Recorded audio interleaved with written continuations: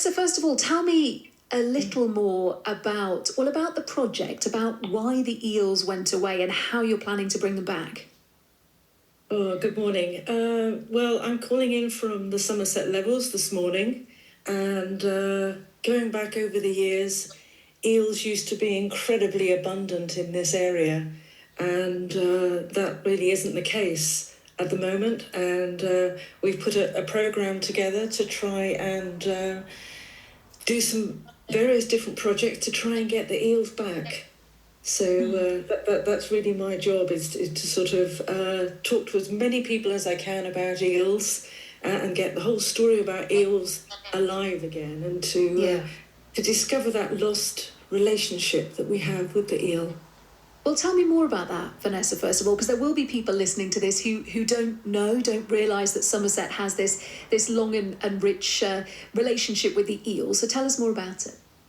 Well, Somerset Levels, over the last sort of maybe 1,000 years, people have been draining the levels and trying to extract the water, try and drain it off to reclaim the land.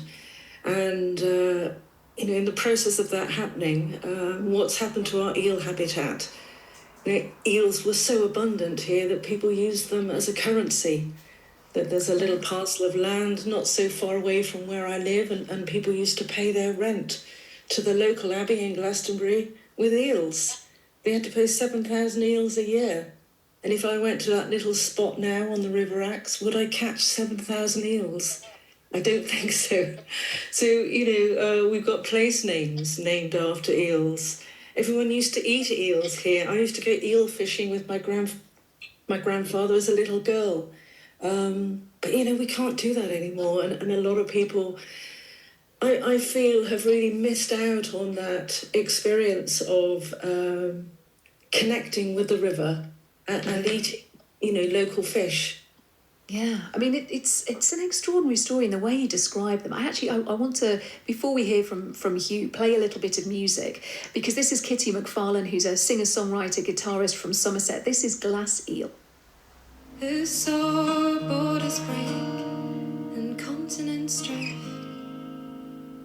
and shifting rock and heat of time, cleft plates apart, pushed ice to brine, the trade winds and the westerlies, the push and pull of the gyre,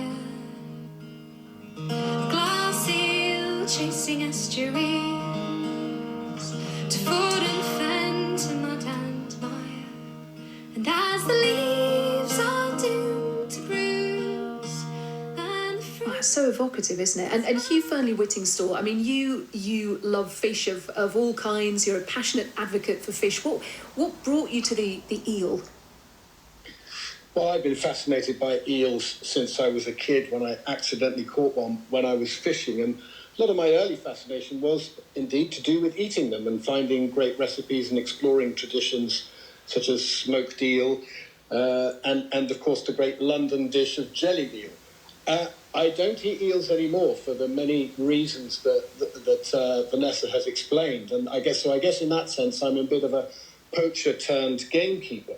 But in all honesty, I would like to be able to eat eels again with a clean conscience. That if we can restore their numbers in the Somerset Levels and their other key habitats around the UK, it could still be a very important food fish for us. But in the meantime, I'm joining Vanessa in just celebrating eel culture, and she does such amazing work with schools in Somerset, introducing them to these wonderfully slippery and evocative creatures. So I do just really love them. Just tell us briefly, Hugh, because I feel like we talk so often about how to try and preserve some of these traditional fish that we're losing. Just in brief, what can be done to try and look after them and bring them back? Well, the very specific aim of Vanessa's eel recovery project is to restock the Somerset Levels, and there is still an overrun, greatly diminished.